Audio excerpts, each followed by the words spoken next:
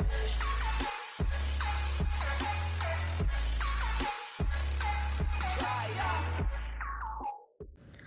Everyone, welcome to radian Naira YouTube channel. నమస్తే, అస్సలాం వాలేకుమ్. ఈరోజు నా కిచెన్లో నా స్టైల్ మటన్ పాయా కర్రీ చేస్తున్నాను. ఎలాంటి హడావుడి లేకుండా ఈజీగా సింపుల్గా చేసుకోవచ్చు. దీనికోసం ముందుగా ఒక కుక్కర్ తీసుకొని ఇందులో 3 టేబుల్ స్పూన్ ఆయిల్ వేసుకొని 1 స్పూన్ వరకు షాజీరా, ఇలాయచీ, కొంచెం దాల్చిన చెక్క, లవంగాలు యాడ్ చేసుకొని ఒక 30 సెకండ్స్ వరకు మనము ఫ్రై చేసుకోవాలి. సో ఇలా ఫ్రై చేసుకున్నాక ఒక సన్నగా తరిగిన ఉల్లిగడ్డను వేసుకొని ఉల్లిగడ్డ నుండి పచ్చివాసన పోయి కొంచెం రంగు చేంజ్ అయ్యేంత వరకు ఫ్రై చేసుకోవాలి. ఆ తర్వాత ఇందులో రుచికి తగినంత సాల్ట్ యాడ్ చేసుకోవాలి. ఒక 1 స్పూన్ వరకు మనము అల్లం వెల్లిగడ్డ పేస్ట్ యాడ్ చేసుకొని అల్లం వెల్లిగడ్డ పేస్ట్ నుండి పచ్చివాసన పోయేంత వరకు ఫ్రై చేసుకోవాలి.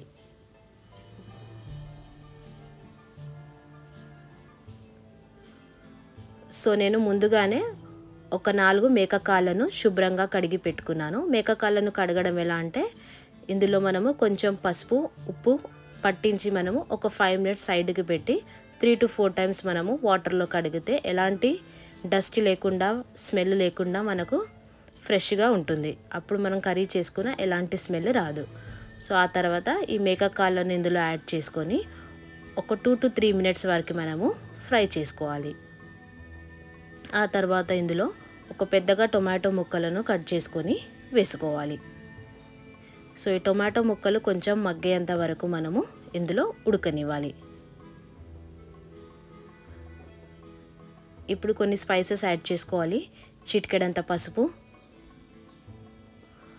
ఒక 1.5 స్పూన్ వరకు కారం, 1 స్పూన్ మిరియాల పొడి, 1 స్పూన్ ధనియాల పొడి, ఒక 1 స్పూన్ వరకు జీలకర్ర పొడి యాడ్ చేసుకొని ఈ స్పైసెస్ అంతా ముక్కలకు బాగా పట్టేలాగా మనము కలుపుకోవాలి.